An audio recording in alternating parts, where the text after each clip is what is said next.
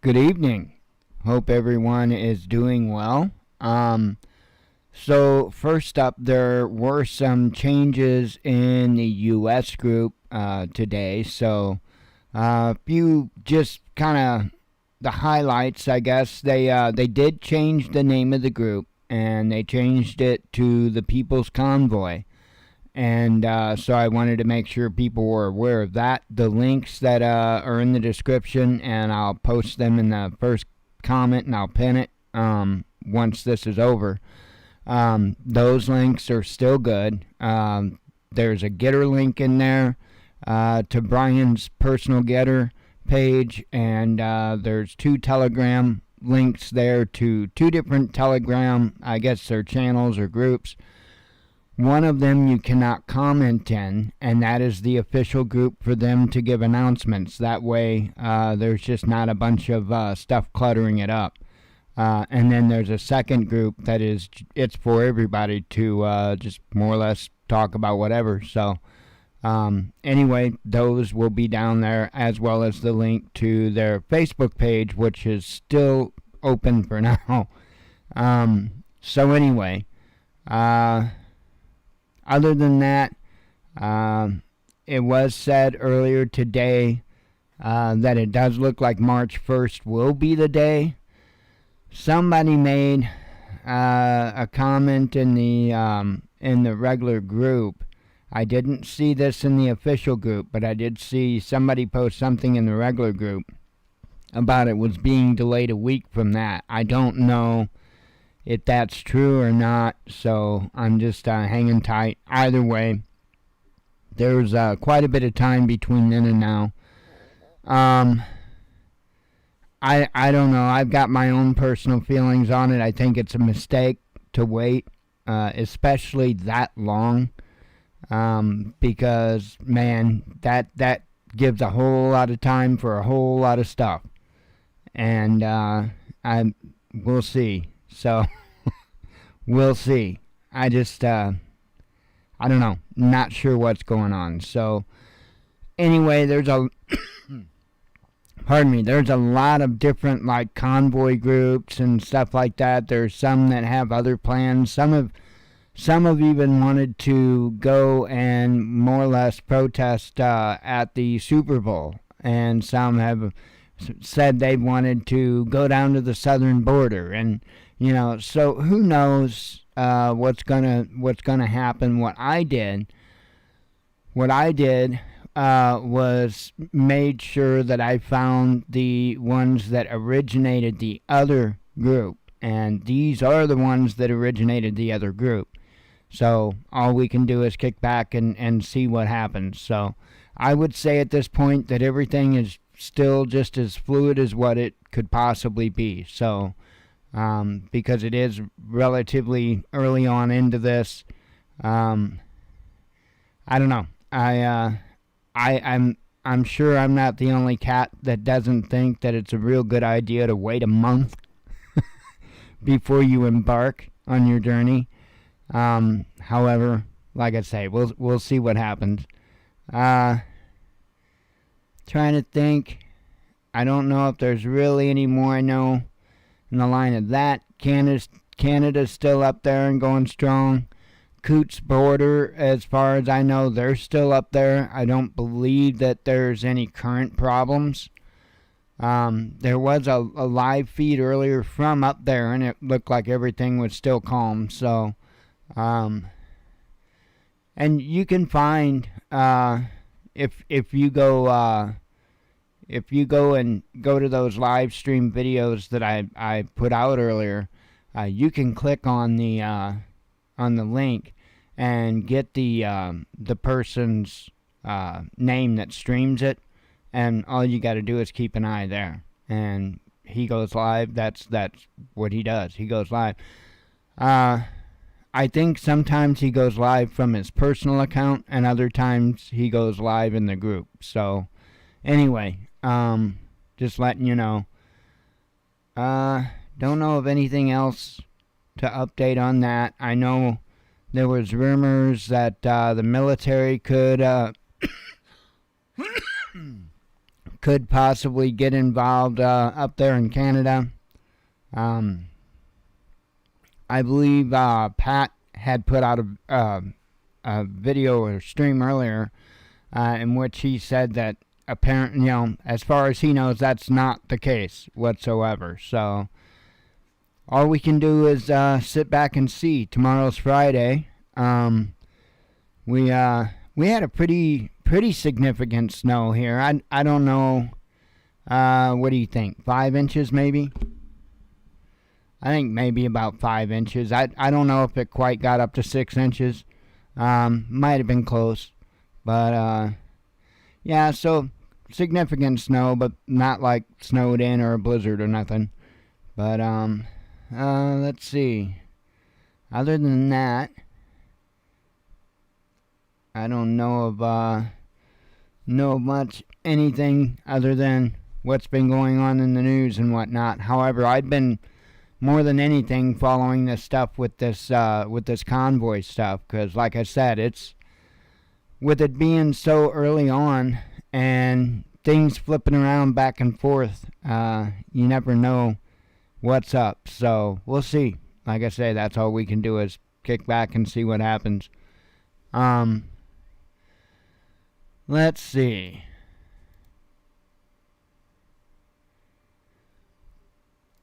Alright. I don't know of really anything else. I guess I can go ahead. I've got several tabs open. We'll go through those. Hang on a minute. Oh. Alright. You guys might want to see, huh? Okay. Gofundme, and this I guess should probably be no surprise, but GoFundMe halts campaign for Canada trucker protest. Says here, crowdfunding site GoFundMe has placed a pause on a campaign to support truckers protesting cross-border vaccine mandates in Canada and the U.S., stopping the initiative for review after it amassed nearly $8 million. That's U.S. I believe it was like 10 million something Canadian. Says this fundraiser is currently paused and under review to ensure it complies with our terms of service and applicable laws and regulations, the site said in a notice appended to the fundraiser on Wednesday evening, adding that its team is working 24/7 and doing all we can to protect both organizers and donors. Says created to cover expenses incurred by truck drivers protesting COVID mandates in the Canadian capital and along the border with the U.S.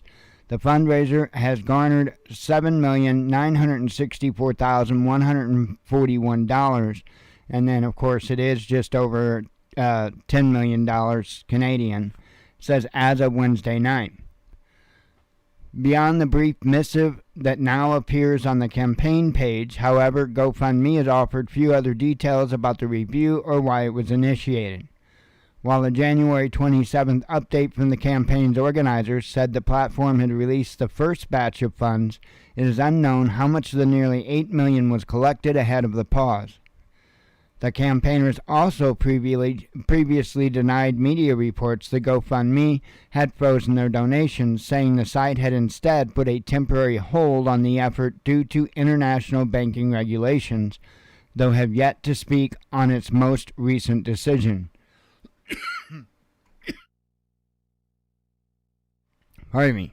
The Freedom Convoy kicked off last week in protest of a vaccination mandate for truckers traveling between the United States and Canada, seeing scores of vehicles blockade a border crossing near Coutts, Alberta, and create miles-long backup stretching into Montana.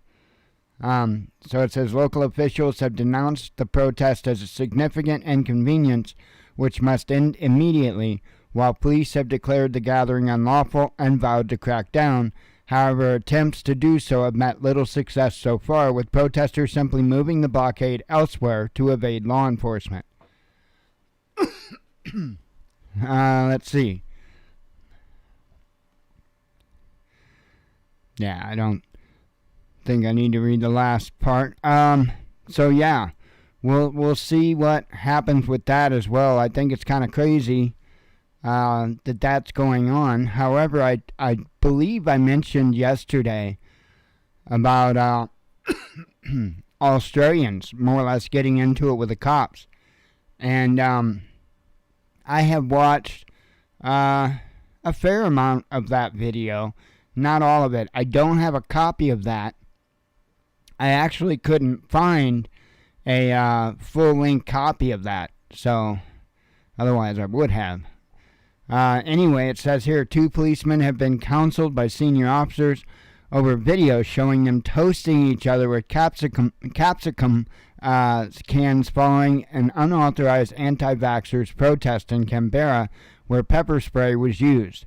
By that, they mean pepper spray, obviously. And it says footage, which was published on Facebook, shows 2 laughing cops clinking the spray cans while the crowd, allegedly of protesters, is singing in the background.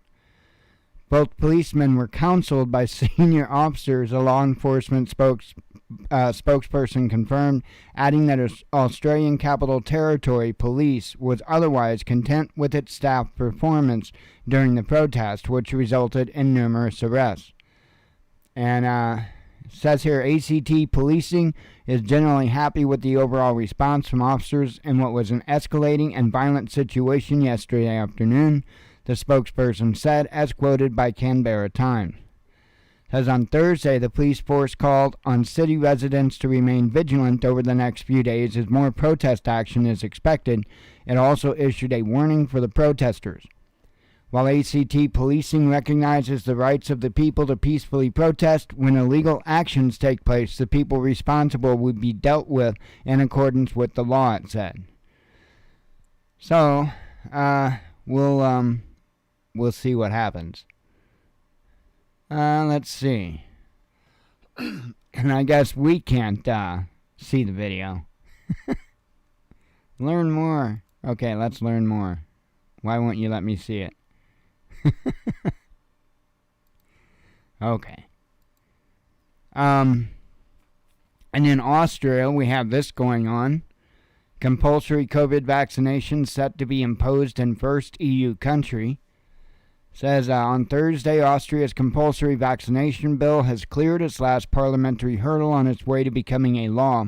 The parliament's upper house, the Federal Council, has voted 47-12 in favor of the legislation. The right-wing Freedom Party was virtually the only one opposing the initiative.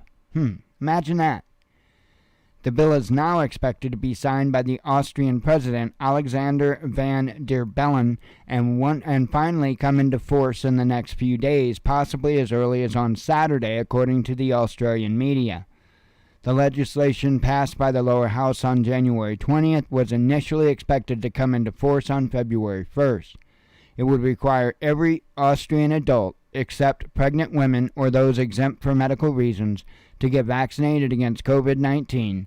Those refusing to do so might face financial penalties, with maximum fines amounting to 3,600 euros, which is roughly $4,000. So, says, however, little will change for Australians until mid-March, until all the citizens would be first informed by the measure through letters sent by the authorities.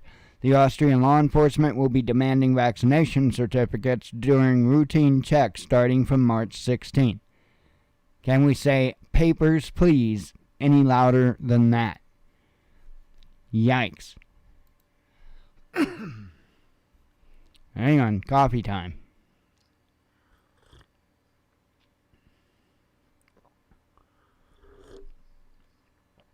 Oh, fun times.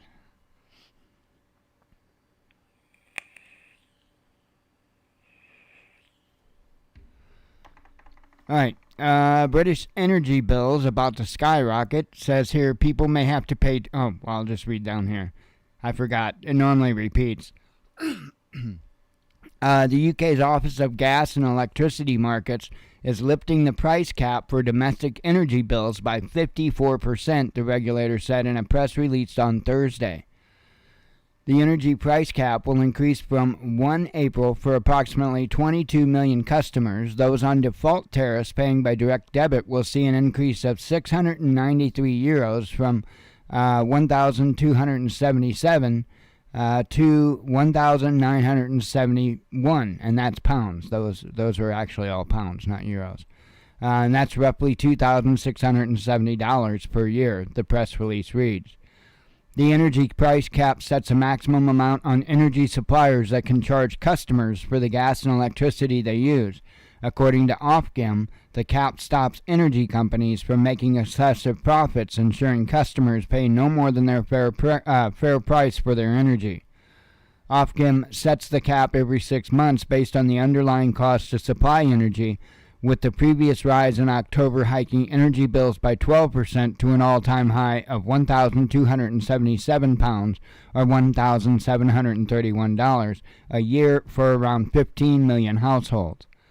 Ofgem says the latest cap hike is made in response to a record rise in global gas prices over the last 6 months, with wholesale prices quadrupling in the last year and resulting in closures of dozens of utilities. Over the last year, 29 energy companies have exited the market or been put in special administration in the wake of soaring global gas prices, affecting around 4.3 million domestic customers. The regulator states Ofgem expects the cap to lift to affect default tariff customers who haven't yet switched to a fixed deal on energy consumption. So, in other words, they're getting reamed. And I hope the United States don't get reamed this hard. So,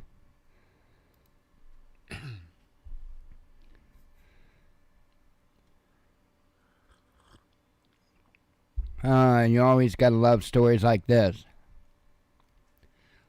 NSA broke its own rules when spying on Americans, says a watchdog.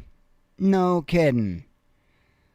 The U.S. National Security Agency, that's kind of like an oxymoron, broke its own guidelines when applying a law that allows it to access sensitive data. Damn, I can't spoke for nothing. Sensitive data on Americans, according to an unclassified version of the semi-annual report by the Office of the Inspector General. Among other things, the OIG examined the use of Section 702 of the Foreign Intelligence Surveillance Act that allows secret collection of emails and phone records of U.S. nationals suspected of colluding with foreign powers. The report, released on Monday, found critical control gaps in the NSA's work, adding that surveillance performed against FISA Section 702 data did not always follow the NSA procedural and policy requirements. The report said the agency failed to follow both court-approved procedures and its own internal ones. The OIG made 13 recommendations on the matter, 7 of which were completed before the report's release. In a statement to the media, the NSA spokesperson said the agency was fully committed to the rigorous and independent oversight from the OIG. NSA continues to employ measures to assist analysts in conducting their work compliantly with civil liberties and privacy protections, the spokesperson said. So, anyway, it says civil rights groups have long warned about the abuse of Section 702 by security services. According to the ACLU, the section allows U.S. government to engage in mass, warrantless surveillance of Americans and foreigners, and to use the obtained information to prosecute people for crimes that have nothing to do with national security. And like I've said a million times, everything that we do at all times in all manners across the internet in any way is, gonna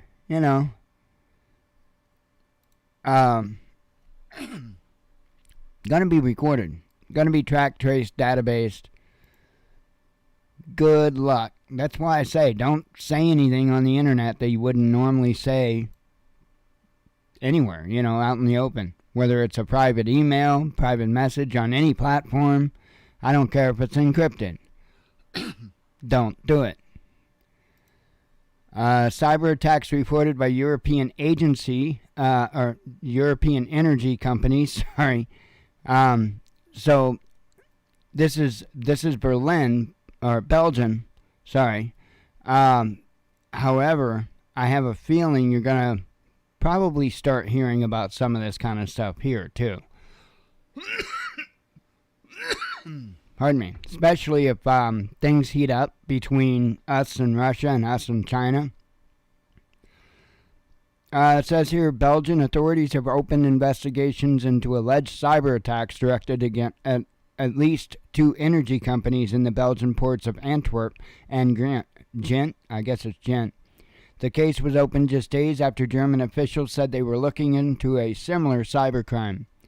Christoph Ertz of the Antwerp Prosecutor's Office said that an investigation by the Federal Computer Crime Unit has started, as cited by the Associated Press. No specific details were provided as regards which companies were targeted or what damage was incurred, although the immediate impact appears limited. So they're poking, but I don't know. It's hard to say. That might be somebody small. I don't think it's Russia or China. So anyway, I do have some involving Russia and China, some headlines. I've got 4 more here. This one, Russia and China set to make new declaration, says Moscow. Russian President Vladimir Putin and his Chinese counterpart Xi Jinping are set to declare the 2 countries will work shoulder to shoulder on their most important missions, Moscow has announced, as relations with the U.S. and its allies in Europe come under increased strain. Speaking to reporters on Wednesday, Kremlin Foreign Policy Advisor Yuri Yushakov revealed that the text of a major announcement would be on the agenda for the Russian leader's upcoming visit to China. A joint statement on international relations entering a new era on global sustainable development has been prepared in advance for the talks, the aide revealed. This joint statement will reflect Russia and China's common views on the most important world problems, including security issues. Yushakov also set out the schedule between the leaders, adding that a head-to-head lunch between the 2 heads of state is planned after the talks. The format of communication will make it possible to discuss the most important international and bilateral problems and issues as frankly and confidentially as possible. So anyway, I have a feeling that trouble is on the horizon. I really do. This here says Russia reacts to new U.S. troop buildup in Europe. America's decision to deploy approximately 3,000 soldiers to Romania, Poland, and Germany is proof that Moscow is right to be concerned about Russia's security in the Kremlin said on Wednesday. Speaking to CNN, Russian President Vladimir Putin's spokesperson was reacting to an earlier announcement by the U.S. Department of Defense Press Secretary John Kirby, who announced that President Joe Biden had approved a decision to send thousands of American troops to Europe in response for Russia's continuing buildup of forces on the western border with Ukraine and in Belarus. Hang on, I gotta have some coffee.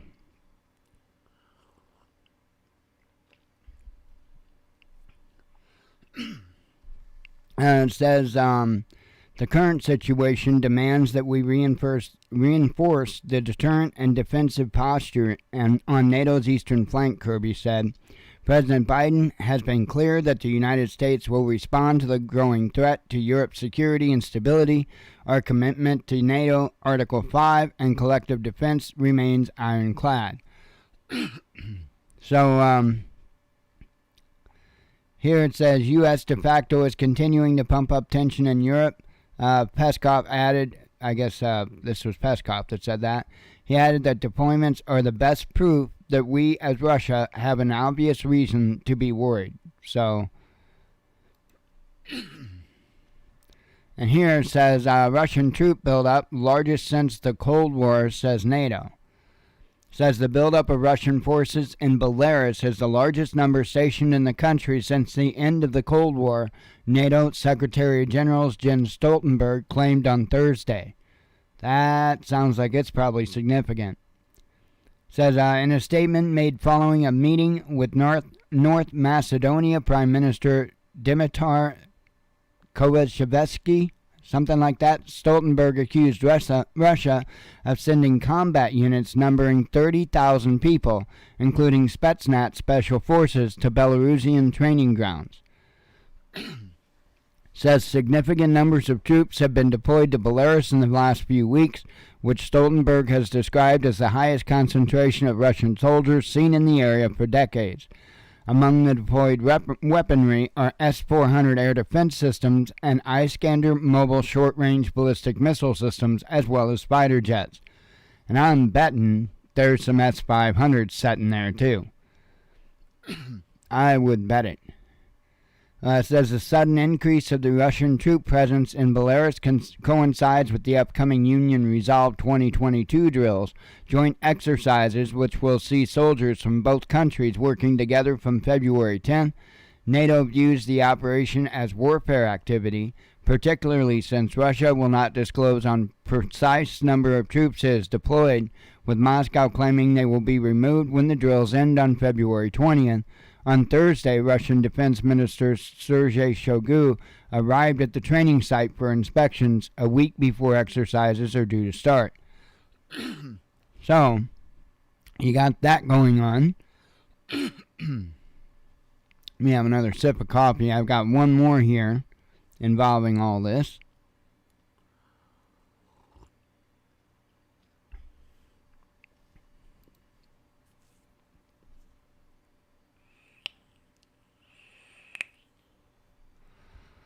All right. U.S. warns China against helping Russia.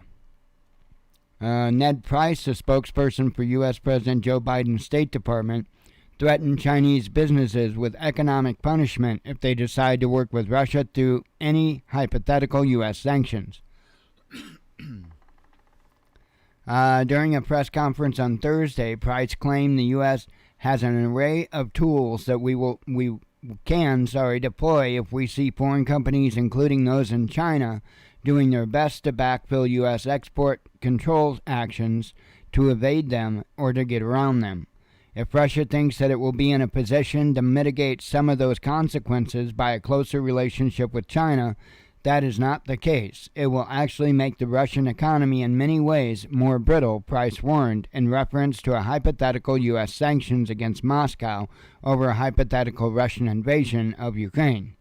Hypothetically. Price continued to warn Russia it cannot survive without the West, claiming that if you deny yourself the ability to transact with the West, to import with the West from Europe, from the United States, you are going to significantly degrade your productive capacity and your innovative potential.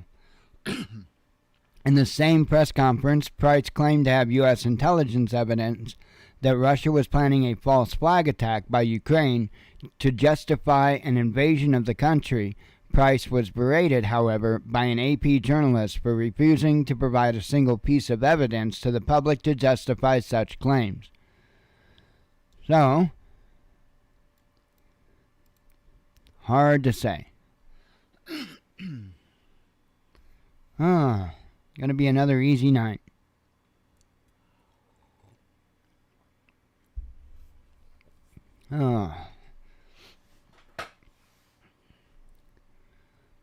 Alright. Had quite a few headlines today. Before 8, there was over 40 of them before 8.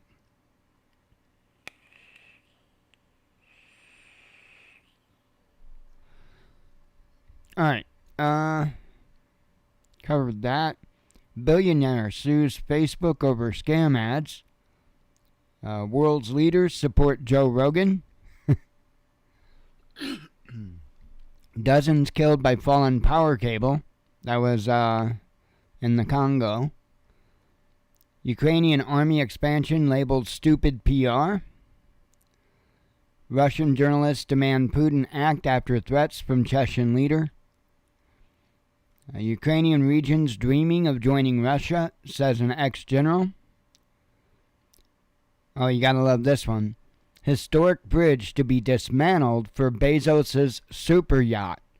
So they have to dismantle a historic bridge so they can get his yacht through there. Pity him. Met chief on notice by London mayor after report on police conduct. Russia set to unveil retaliation for German Rtde ban. Poison cocaine kills at least 20. So don't be taking any poison cocaine, yo. Civilian deaths reported in successful U.S. op in Syria.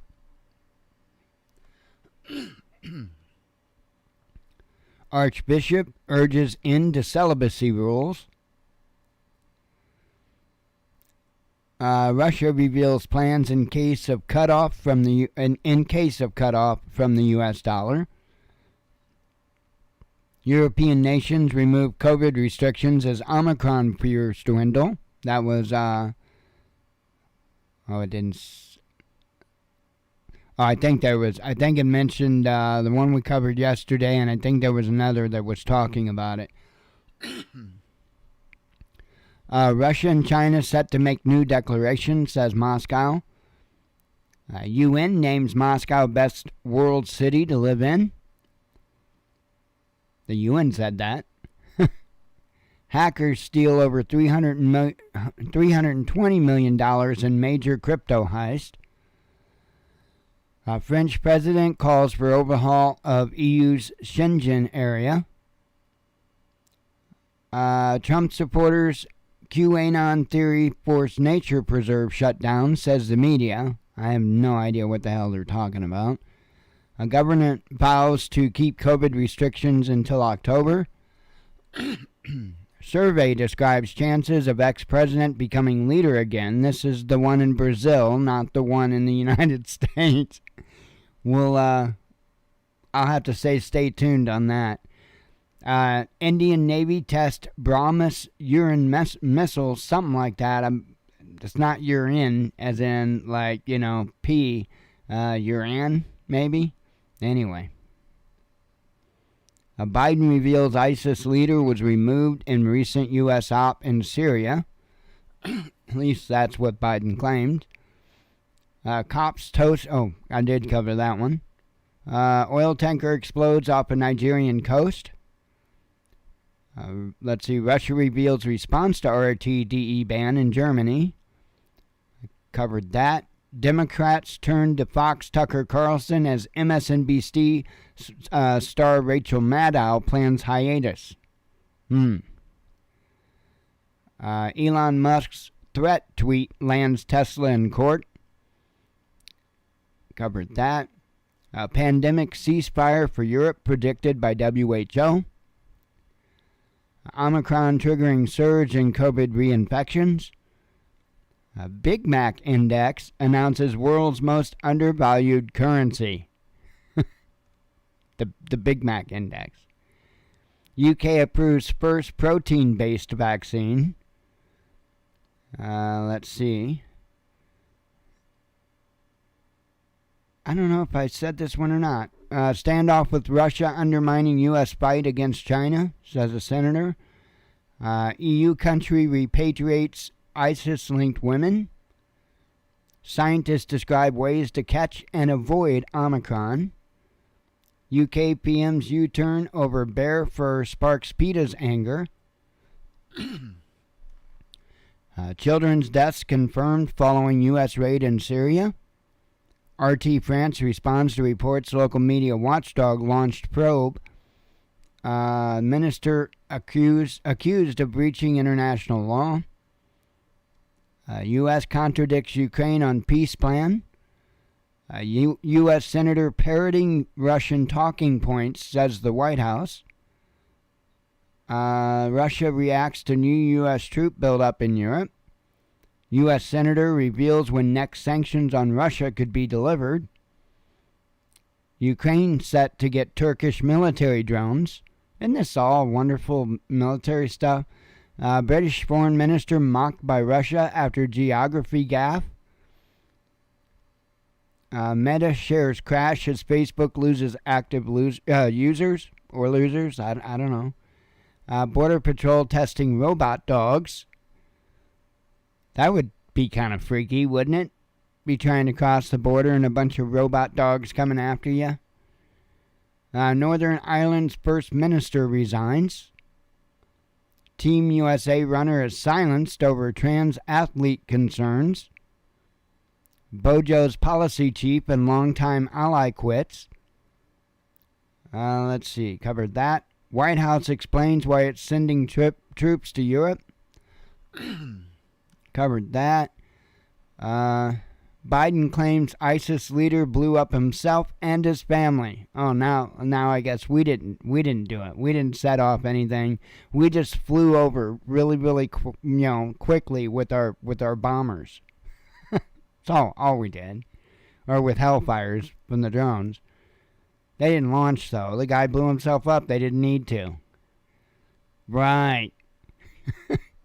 Spotify CEO doesn't have creative control over Joe Rogan, says the media.